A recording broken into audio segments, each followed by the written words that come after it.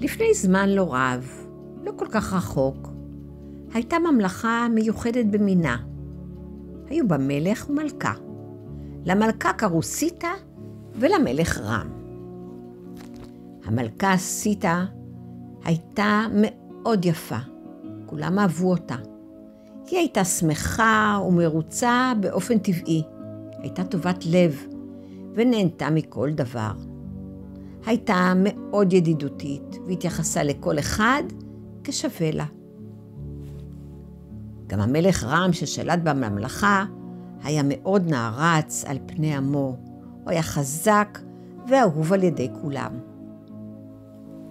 בממלכה הייתה תמיד אווירה של שמחה.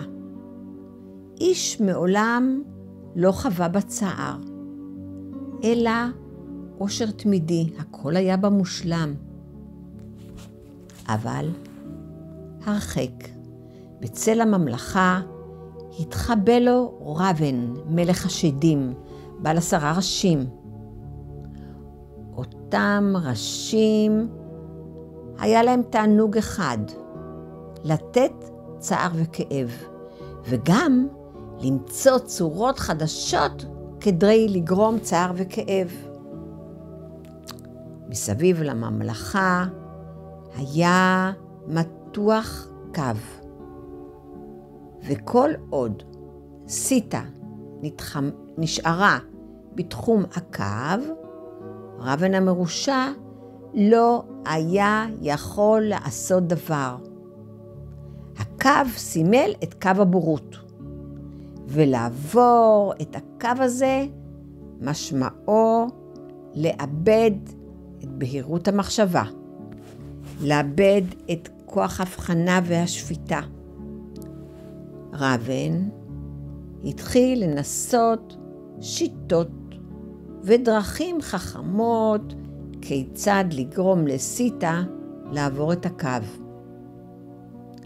פעם הוא התחפש לקבצן, ומדי פעם היה שולח לה צבי מזהב, אבל אלה נשארו מחוץ לקו.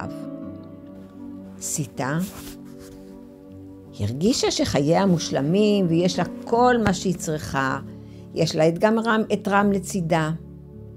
אבל היא התחילה לחשוב שעוד צבי מזהב לא יכול להזיק לה כלל. הצבי מזהב שראבן המשיך לשלוח אליה, התחיל לעורר בה תשוקה ומשיכה עזה. והיא לאט לאט התחילה להרגיש שהיא חייבת את הצבי הזה. ויום אחד היא אספה לחיקה את הצבי.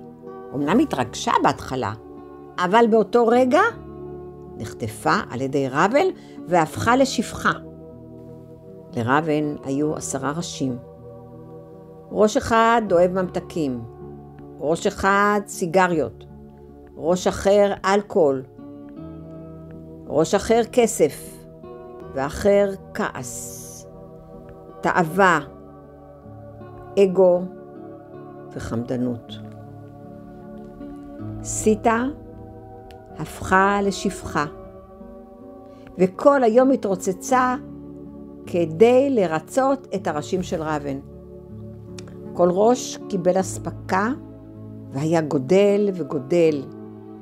במיוחד ראש הכעס, שכל היום הטיל את אימתו על סיתה.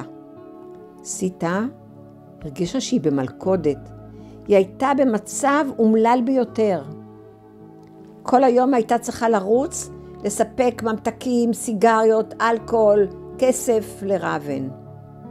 רם, שבהחלט רצה לעזור לסיתה, הסביר שהיא צריכה לעשות את הצעד הראשון לקראת החופש, בכך שקודם כל תקבל החלטה.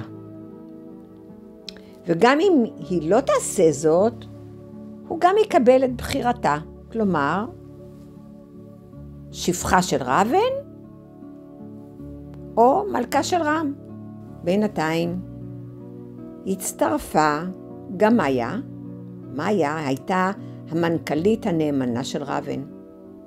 היא הייתה מאוד אדיבה לסיתה, מאוד מנומסת ומאוד ידידותית.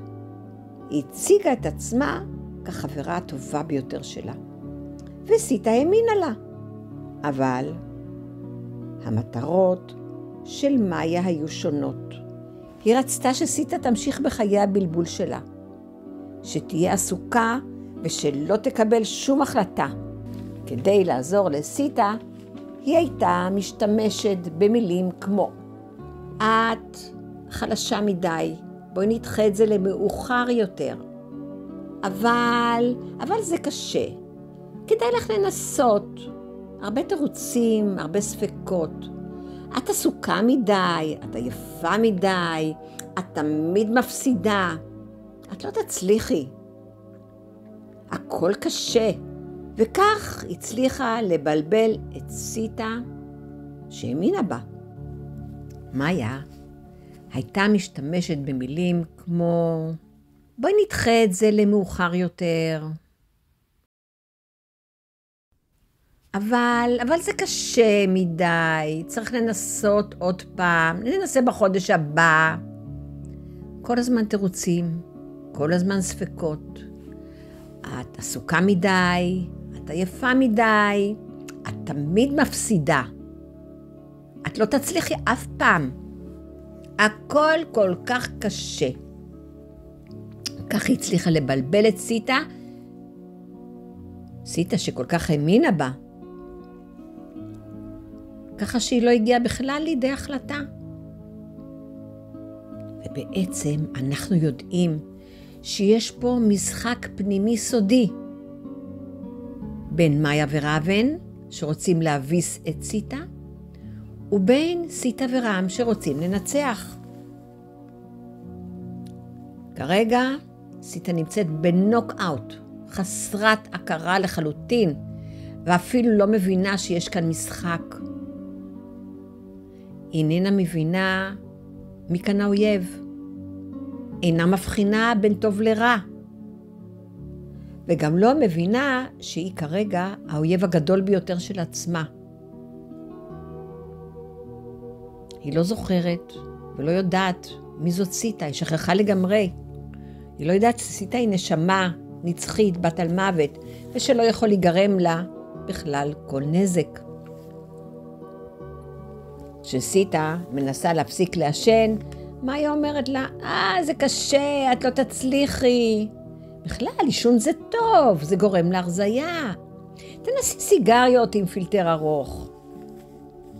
כשסיטה מנסה להפסיק עם הממתקים, מאיה אומרת לה, את עייפה מדי, זה קשה לך, זה נותן לך דווקא כוח. וככה היא מצליחה לבלבל אותה, לגרום לה לאי בהירות, לחוסר הבחנה. אבל תדעו לכם, המשחק הזה זה יותר מסיפור. יש לו משמעות רבה, כי בעצם אנחנו כולנו שחקנים. ובכל משחק יש מנצחים ויש מפסידים. אבל רם אמר שישנו העשב שקוראים לו סנג'יווני, שהוא עשב מציל החיים, ואפשר להחזיר את סיטה להכרה. לפחות שתבין, שתתעורר ותבין שיש כאן משחק. ובאמת, רם הצליח להעביר לסיטה את סנג'יווני, עשב מציל החיים. היא חזרה להכרה והתעוררה, אבל היא התחילה להבין שיש פה משחק. היא התחילה להבין בכלל מי פה האויב. היא התחילה להבין מי פה חבר ומי לא. והתחילה להיזכר במי היא בעצמה. והיא החליטה שהיא רוצה לנצח במשחק. אז עכשיו היא התחילה לתכנן. אני צריכה לדעת מה החולשה של האויב. אני גם צריכה לדעת מה החוזקות שלי. ראבן תלוי לגמרי בהספקות שלי. ואני עכשיו הבנתי שאני נצחית, אני בת על מוות, אני מעבר לפגיעה. הוא יכול לכעוס כמה שהוא רוצה, אבל אני יותר לא מפחדת. האם אתם חושבים שקל לסיטה להחליט לצאת לחופש מראבן? תדעו לכם שדרמה כזו מתרחשת אצל כולנו. עכשיו, לסיטה יש עוד כמה פתרונות. ראשית כל, להפסיק את המחשבות של ראבן על סיגריות, על ממתקים, על תאווה, על חמדנות, ואז הראש של ראבן ירזה. ברגע שהיא תפסיק לחשוב מחשבות, גם הוא יפסיק. אבל היא גם צריכה לשמור את המיינד שלה עסוק במחשבות על רם, בדברים טובים. היא צריכה להפסיק את שיתוף הפעולה עם ראבן. אנחנו מבינים מאוד שיש פה משחק שהוא בעל משמעות. היא צריכה להכיר מהי הצורה של מאיה. איך מאיה אומרת מילים כשרם אומר מילים הפוכות.